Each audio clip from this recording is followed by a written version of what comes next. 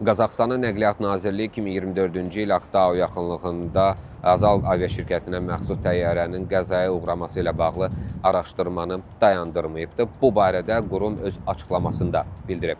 Nazirlik qeyd edib ki, istintaq bütün prosedurlara uyğun şəkildə davam etdirilir və yekun hesabat ictimaiyyətə təqdim olunacaq.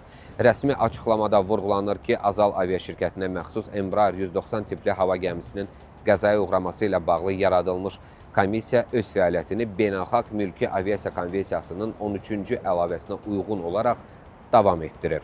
Araşdırma başa çatdıqdan sonra isə yekun hesabat Qazaxıstan Respublikasının Nəqliyyat Nazirliyinin rəsmi internet səhifəsində dərc ediləcək. Hesabatda qəzanın səbəbləri, həmçinin komissiyanın nəticəsi və tövsiyələr əks olunacaq. Xatırladım ki, Azal aviaşirkətinə məxsus Embraer 190 tipli sərnişin təyyarəsi 2024-cü il dekabrında Bakı-Grozny reysini yerinə yetirərkən Aktau şəhəri yaxınlığında qəzaya uğrayıbdı. Təyyarənin göyərtəsində 67 nəfər, 62 sərnişin və 5 ekipaj üzvü olub.